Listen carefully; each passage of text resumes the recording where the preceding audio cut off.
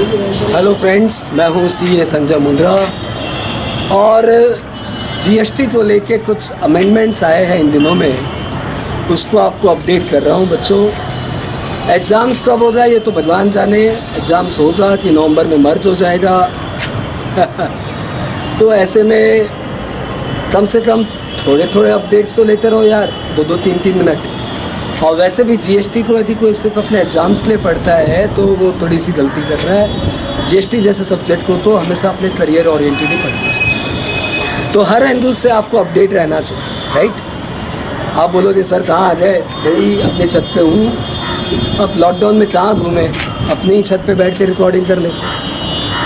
Okay, तो GST में इन दिनों में एक छोटा सा अमेंडमेंट आया दोस्तों।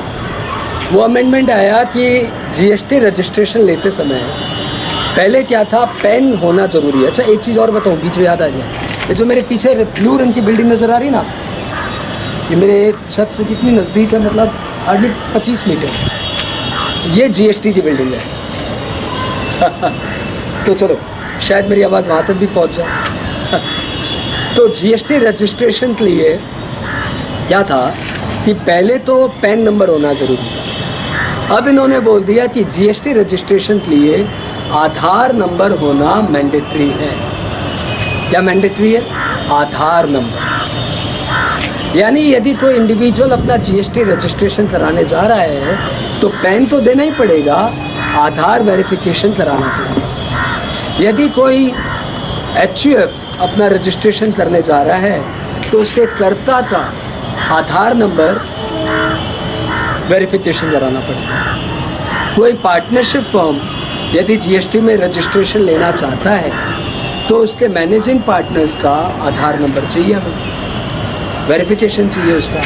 और कोई भी और एंटिटी, कंपनी एक्सेट्रा, कोई भी एंटिटी यदि जीएसटी में रजिस्ट्रेशन लेने जा रहे हैं तो उनके जो जो ऑथोराइज सिग्नेटरी है उन सब का आधार नंबर का वेरिफिकेशन होना मैंडेटरी है।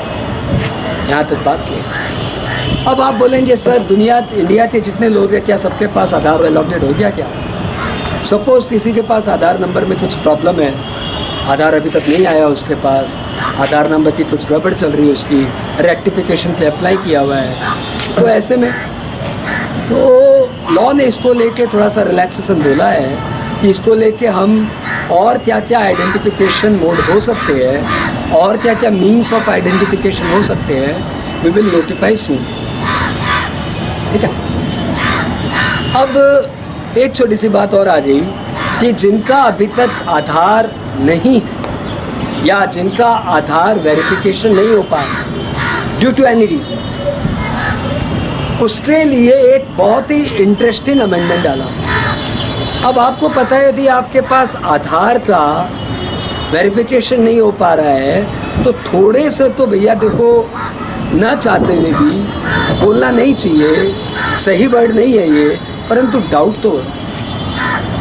तो लॉ ने ऐसा तो नहीं बोला कि डाउट हो रहा है, लेकिन लॉ ने एक प्रोविज़न डाला कि ऐसा कोई बंदा जिसके ऑथोराइज सिग्नेटरी का, मैनेजिंग पार्टनर का, कर्ता का, इंडिविजुअल का आधार वेरिफिकेशन नहीं हो पा रहा है, उन बंदों के रजिस्ट्रेशन के लिए प्लेस ऑफ बिजनेस का वेरिफिकेशन होना मैंडेटरी।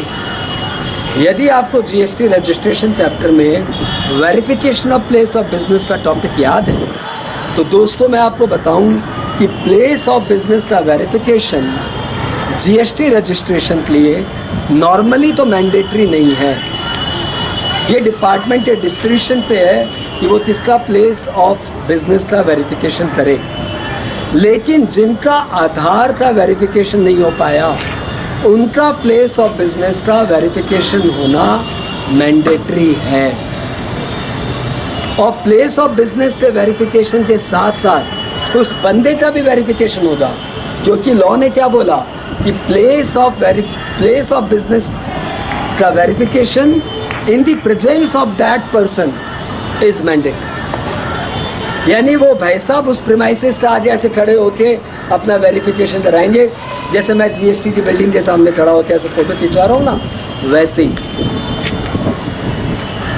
ही वो भाई साहब अपनी प्रीमाइसेस के अंदर या प्रीमाइसेस के बाहर खड़े होके अपना वेरिफिकेशन करवाएंगे। अच्छा, ये वेरिफिकेशन कब तक हो जाना चाहिए? तो जब आपने जीएसटी रजिस्ट्रेशन के लिए अप्लाई किया उसके 30 डेज के अंदर, सॉरी 60 डेज के अंदर, जब आपने जीएसटी रजिस्ट्रेशन के लिए अप्लाई किया उसके 60 दिन के अंदर ये प्लेस ऑफ बिजनेस का वेरिफिकेशन हो जाना चाहिए। 60 डेज, हाँ, ओके। अब ये जो प्लेस ऑफ बिजनेस का वेरिफिकेशन हो गया तो ये सारे वेरिफिकेशन रिपोर्ट और फोटोग्राफ्स ये सारे जीएसटी REG 30 में अपलोड हो जाना चाहिए। यानी डिपार्टमेंट जीएसटी REG 30 में आपके सारे प्लेस ऑफ बिजनेस का वेरिफिकेशन, पर्सन का वेरिफिकेशन अपलोड हो जाना चाहिए। बात क्लियर? और ये 15 दिन के अंदर, वेरिफिकेशन के 15 डेज के अंदर ये रिपोर्ट अपलोड हो जानी चाहिए। तो this is the importance of Aadhaar now for GST registration. I hope ये अमेंडमेंट आपको बहुत आसान लगा। Keep on study. एग्ज़ाम्स का वेट मत करिए, आप अपनी रेगुलर स्टडी करते रहिए। एग्ज़ाम्स हो तो भला, पेपर हो तो भी भला, दोनों में प्रॉस एंड कॉन्स है। You should not bother about. आप अपनी पढ़ाई को नेचुरल मोड पे रखिए। जैसे कोरोना ने हम सब को नेचुरल रह के जीना सिखाया है, वैसे आप स्टूडेंट्स को नेचुरल रह के पढ़ना सिखाया है। ऑल द बेस्ट बच्चों, बाय बाय।